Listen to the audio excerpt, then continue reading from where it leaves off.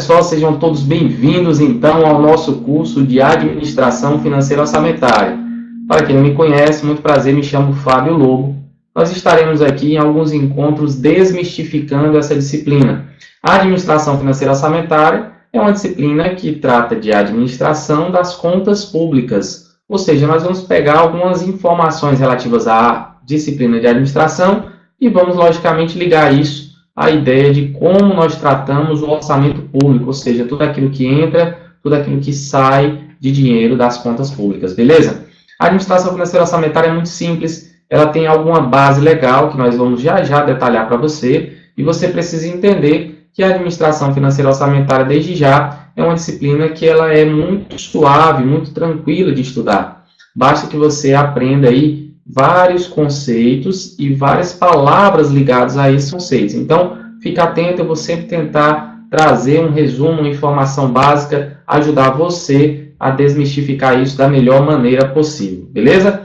Olha só, vamos então iniciar a nossa brincadeira aqui através do primeiro bloco com os conceitos de PPA, LDO e LOA, tá? Vem aqui comigo, acompanhe no material, olha só. PPA, LDO e LOA. Então, estamos tratando aqui de PPA, LDO e LOA. Bem, na verdade, o PPA, LDO e LOA, eles são leis que tratam sobre orçamento. Cada lei dessa aí é uma lei que, na verdade, trabalha de forma integrada com a outra lei. E no âmbito de cada ente, você tem aí o orçamento para a União, para os estados, para os municípios, e nós temos uma integração entre PPA, LDO e LOA. Essas três leis, elas têm prazos específicos, ela tem informação específica sobre cada lei. E nós vamos detalhar isso nesse bloco e em outros blocos específicos sobre PPA, LDO e LOA, beleza? Então, o que nós precisamos entender e começar desde já é pela nossa base legal. Por onde eu devo começar a estudar, professor? Vamos lá. Então, a nossa base legal vai ser através da Constituição Federal de 88, mais especificamente os artigos 163 a 169, muito importante a leitura desses artigos, tá? Lei 4.320 de 64, e temos também a Lei de Responsabilidade Fiscal, conhecida como Lei Complementar 101 de 2000, tá? Então, aí é a nossa base legal, de onde nós iremos extrair as informações específicas que nós iremos tratar dentro dos assuntos aí de administração financeira orçamentária. Chama a atenção para os artigos 163 ao 169 da Constituição. Leitura desses artigos é super, mega, hiper importante, tá? Então, entender o que significa aí cada pontinho dos artigos, mais especificamente 165 e 167, são de extrema importância para o nosso aprendizado. Vamos, então, iniciar a nossa brincadeira? E a nossa brincadeira começa aqui pelo artigo 165 da Constituição Federal. Olha o que diz o artigo 165 da Constituição Federal. Ele diz o seguinte, ó. São leis de iniciativa do Poder Executivo, ou seja, quem tem aí a iniciativa de fazer o PPA, LDO e LOA? O Poder Executivo. Então, o Poder Executivo, ele tem a iniciativa de fazer o chamado PPA. Então, a gente tem aqui o PPA, beleza? A LDO, Lei de Diretrizes Orçamentárias, e a LOA, que é a Lei Orçamentária Anual, beleza? Então, o artigo 65, inciso 1, 2 e 3, fala exatamente do PPA, LDO e LOA. E a iniciativa sempre é do Poder Executivo. Como assim, professor? O Poder Executivo, na verdade, ele vai iniciar, ele vai propor o PPA, LDO e LOA. E essa ideia de propositura de PPA, LDO e LOA tem que passar pelo Legislativo, tem que passar por uma discussão e eventual aprovação para que, logicamente, ele entre em vigor. Então, o PPA, LDO e LOA, a primeira coisa que a gente deve aprender aqui é que a PPA, LDO e LOA, ele pensa de uma forma hierárquica, como pensamos nos níveis hierárquicos da administração. Como assim? Olha, lá na administração, você estuda os níveis hierárquicos. Então, vamos pegar aqui a informação sobre os níveis hierárquicos e vamos tentar trabalhar aqui os níveis hierárquicos da administração. Vamos lá. Lá no estudo da administração, você tem um triângulozinho que você estuda os diversos níveis hierárquicos. Então, você tem lá o nível estratégico, o nível tático e o nível operacional. Então, você tem o nível estratégico, você tem o nível tático e você tem o nível operacional. Aqui, ligado à ideia do PPA, LDO e LOA, o que nós vamos estabelecer? que o PPA está ligado a uma ideia estratégica. Então, nós temos o PPA ligado a uma ideia estratégica, porque ele trata de um período de médio prazo, plano plurianual, alguns anos. Na verdade, médio prazo, porque ele tem uma vigência de 4 anos.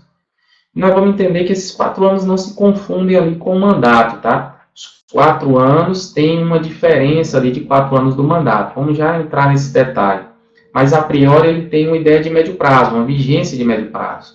Né? Temos, consequentemente, uma visão gerencial ou tática dada pela LDO, porque a LDO nada mais é do que uma lei de diretriz que vai priorizar as informações do PPA e vai ligar ao operacional, que é o que nós temos através da LOA, da Lei Orçamentária Anual. Então, qual é o papel fundamental da LDO? O papel fundamental da LDO é fazer essa ligação do PPA à LOA, a Lei Orçamentária Anual. Então, o papel da LDO é isso, é tornar possível o plano estratégico trazer para um operacional, para uma realidade, para uma visão operacional diária. Professor, beleza, joia. Observada essa informação hierárquica, vamos então aprofundar um pouco no conceito do próprio PPA. Então, o conceito PPA está no artigo 65, parágrafo 1º da Constituição. Olha o que diz aqui o parágrafo 1º do artigo 65 da Constituição. Vamos detalhar passo a passo. Ó. O artigo 165, parágrafo 1º, chega e diz: a lei que institui o PPA estabelecerá de forma regionalizada. Então, vamos anotar aqui. Ó. Ele vai estabelecerá de forma regionalizada. Então, a primeira coisa que a gente vai perceber é isso. Olha só. O PPA, ele trabalha de forma regionalizada. Como assim? Ele pensa nas diversas regiões. Quando se vai elaborar um plano estratégico, esse plano estratégico ele é pensado para as diversas regiões. Por isso que é um plano que se pensa de forma regionalizada. Então, nós estabelecemos uma ideia de regionalidade no sentido de estudar estrategicamente as diversas regiões. O que eu quero fazer durante os 4 anos de vigência do PPA, olhando as diversas regiões do país?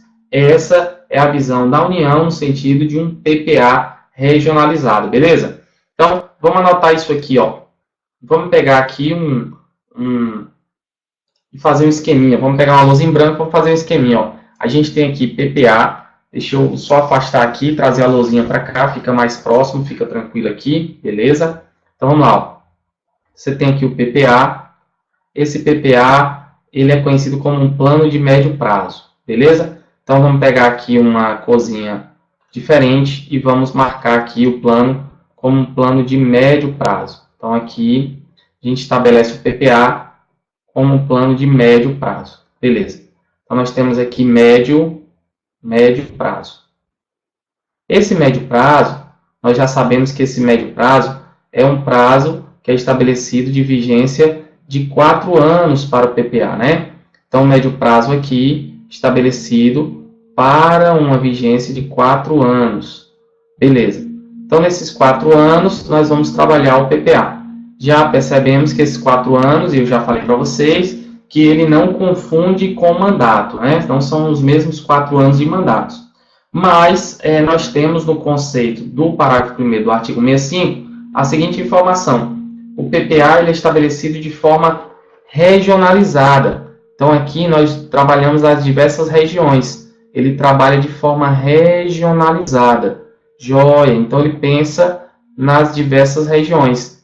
O PPA trabalha de forma regionalizada e vai pensar em 3 coisas básicas, tá? Que vai formar para nós um mnemônico aqui, olha só. Então, vamos voltar lá no nosso conceito. No nosso conceito, ele diz que ele estabelece de forma regionalizada 3 coisas. O que são? Diretrizes, objetivos, olha só, objetivos e metas da administração pública federal. Então, nós temos aí o mnemônico DOM, diretrizes, objetivos e metas. Vamos voltar lá e vamos perceber que essa ideia de regional vai trazer para nós um DOM. Diretrizes, objetivos e metas da administração pública federal. Beleza. Então, quando falar do conceito de PPA, lembre do DOM, diretriz, objetivo e meta da administração pública federal. E tem mais 2 coisas que o conceito de PPA ele traz. ele traz uma informação que é super importante. Olha só, ele vem aqui e ele nos mostra o seguinte: para as despesas de capital, para as despesas de capital, está marcado de amarelinho aqui, ó. Para as despesas de capital e outras delas decorrentes, e para os relativos aos programas de duração continuada. Opa, professor, então vamos entender o que é isso, vamos colocar lá. Ó, vou colocar aqui de amarelo. Opa, cadê o amarelinho? Pegar só a borrachinha, joia. Vamos aqui, apagar, beleza. Vamos pegar só a corzinha amarela, vamos lá. Corzinha amarela, joia. Aqui, nossa canetinha, vamos lá. Então, a gente tem aqui, ó, para as despesas de capital e outras delas decorrentes. Então, vamos chamar de despesa de capital DESPK, tá? E outras despesas decorrentes dessas despesas de capital. Vamos entender isso aqui.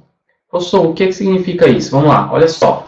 Quando o governo, por exemplo, ele vai construir um hospital, durante o plano plurianual ele pensa na saúde, na educação, ele vai construir um hospital, vai construir escolas, vai construir universidades.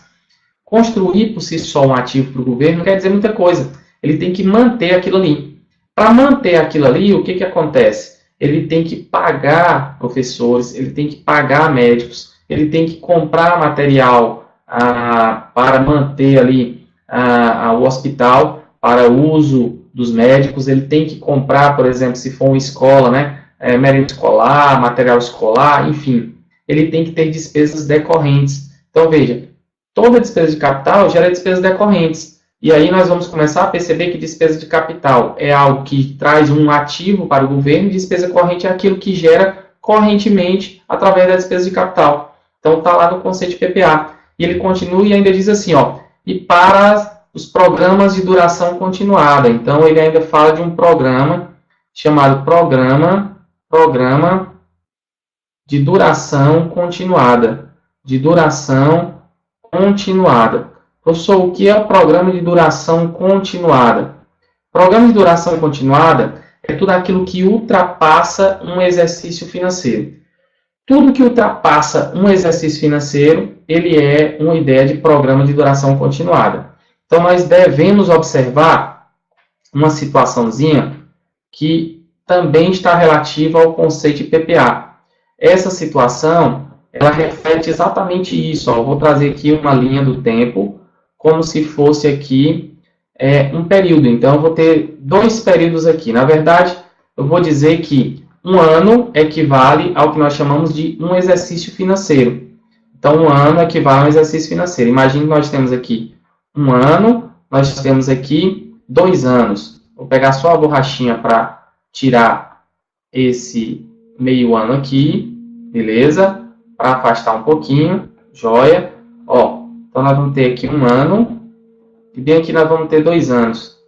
Beleza? Até aí, joia. Então, olha só. Um ano significa dizer um exercício financeiro. Tudo aquilo que ultrapassar um exercício financeiro, mais de um exercício financeiro,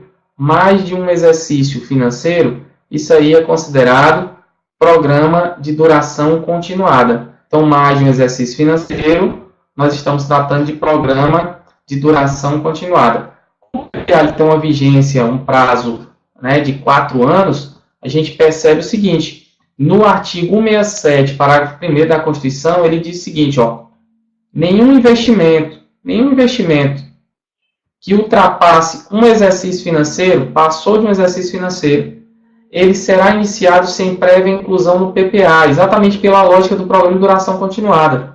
Então, não será iniciado sem prévia inclusão no PPA ou em lei que autorize, sob pena de crime de responsabilidade. Então, veja, qualquer coisa que ultrapasse um exercício financeiro, principalmente o artigo 167, parágrafo 1º da Constituição Federal, que determina que nenhum investimento será iniciado sem prévia inclusão no PPA se ele ultrapassar o exercício financeiro, ou seja, ultrapassou o exercício financeiro, automaticamente tem que estar no PPA. Ah, Fábio, se ele tiver, por exemplo, menos de um exercício financeiro, aí não é obrigado a estar no PPA, ele vai estar na lei orçamentária anual. Nós vamos ver direitinho mais à frente. se passar de um exercício, programa de duração continuada, obrigatoriamente tem que estar no PPA, beleza? Então, vem aqui, ó, vamos só ver o que diz o artigo 167, parágrafo 1º da Constituição. Ó. O artigo 167, parágrafo 1º da Constituição chega e determina o seguinte, olha só. 167, parágrafo 1º, ó. Nenhum investimento, vamos pegar o vermelhinho aqui, ó.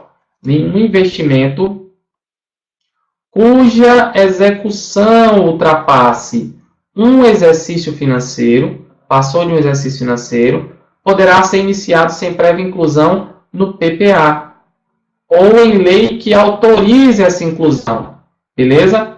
Sob pena de quê? De crime de responsabilidade. Então, passou de um exercício financeiro, ele vai estar lá no PPA. No nosso conceito, o PPA está ligado exatamente à ideia de programa de duração continuada, tá? Então, vamos lembrar aqui dos principais pontos do conceito lá no nosso esqueminha, ó. PPA trabalha de forma regionalizada um DOM, diretrizes, objetivos e metas da Administração Pública Federal para as despesas de capital e outras delas decorrentes e para os programas de duração continuada, aqueles que ultrapassam o exercício financeiro, já que o PPA tem um médio prazo, o pensamento dele é de 4 anos. Qualquer investimento que ultrapasse um exercício financeiro automaticamente tem que estar no PPA, beleza? Menos de um exercício financeiro não é obrigado a estar no PPA. Joia? Muito bem. Vamos falar um pouco sobre prazo, olha só. Falando um pouco sobre prazo, nós vamos entender que o PPA ele não se confunde com o mandato. Então, como é estabelecida essa lógica do PPA, professor? Vim aqui no nosso esqueminha, olha só. PPA não se confunde com o mandato. Então, imagina, você tem um mandato aqui de 4 anos, 1, 2, 3, 4, e você tem o PPA aqui.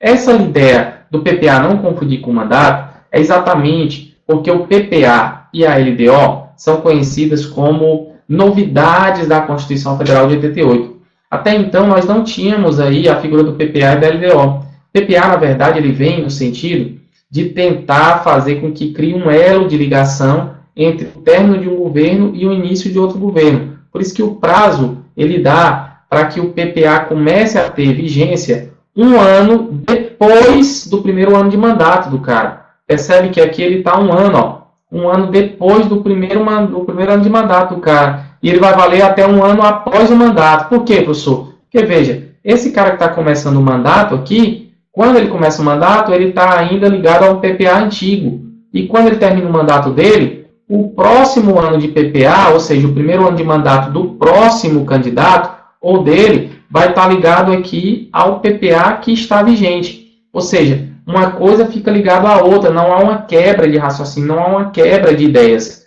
Então, o PPA, para dar continuidade nos diversos programas, principalmente de durações continuadas, existe aí o prazo de que o PPA ele tem uma vigência que começa um ano após o primeiro ano de mandato e termina um ano depois do fim do mandato. Então, olha só, um ano após e um ano depois do fim do mandato. Nós precisamos entender, na verdade, que nesse exercício financeiro aqui específico, existe, por exemplo, uma elaboração de um plano plurianual. Essa elaboração, pelo artigo 65, é iniciada pelo Poder Executivo e encaminhada ao Poder Legislativo. O Poder Legislativo faz com que o PPA vire uma lei e ele entra em vigência. Ele tem, então, 4 anos. Quando é que nós vamos ter um novo PPA? 4 anos depois. 1 ano, 2 anos, 3 anos. 4 anos depois, nós vamos ter um novo PPA que vai passar pelo processo de novo. O Legislativo vai fazer a aprovação e nós vamos ter vigência de mais 4 anos. E assim funciona o PPA. Beleza? Joia? Bom, mas esse PPA, essa informação específica, a gente precisa entender o que é que acontece nesses anos aqui, onde o PPA ele está sendo iniciado pelo Poder Executivo. Porque, veja só, esses prazos, na verdade, estão dispostos no ADCT. Então, no ADCT, nós encontramos esses prazos específicos de PPA, LDO e LOA. E para o PPA, o prazo que nós temos é exatamente esse prazozinho aqui, olha só. Para entender melhor o prazo do PPA, antes de entrar no detalhe, vamos só conhecer alguns conceitos básicos. Olha só, prazos. Bom, a gente já sabe que de 1º de janeiro a 31 de dezembro, de 1º de janeiro a 31 de dezembro, ou seja, um ano civil, nós temos o que nós chamamos de exercício financeiro. Beleza? Até aí? Esse é o exercício financeiro. Dentro do exercício financeiro, nós temos uma sessão legislativa. Quando um camarada, por exemplo, ele está disputando a vaga para o legislativo um deputado estadual, federal, um vereador, ele está disputando para uma legislatura. O que é uma legislatura? Período de 4 anos. Cada legislatura tem 4 sessões legislativas. A sessão legislativa vai de 2 de fevereiro, olha só, 2 de fevereiro a 22 de dezembro. Professor, e esse período aqui antes de 2 de fevereiro e após 22 de dezembro? Esse períodozinho aqui que eu estou achurando aqui de vermelho, férias, né, meu amigo? Férias. Ou seja, nós estamos aqui de recesso. Não existe sessão legislativa. Só que essa sessão legislativa ela é dividida em 2 períodos. Ó. O primeiro período que vai de 2 de fevereiro a 17 de julho, e nós temos novo recesso, e voltamos no dia 1º de agosto, que vai até 22 de dezembro, chamamos isso de segundo período. Então, cada sessão legislativa tem 2 períodos, que vai de 2 de fevereiro a 17 de julho, e o segundo período que vai de 1º de agosto a 22 de dezembro. Beleza? Guardado aí as informações, quais são os prazos que nós temos para o PPA? O que o ADCT nos traz de informações sobre o PPA? O prazo que nós temos para o PPA é esse. Olha só. O PPA tem um prazo em que o Poder Executivo tem para enviar ao Poder Legislativo. Então, olha só. O Poder Executivo,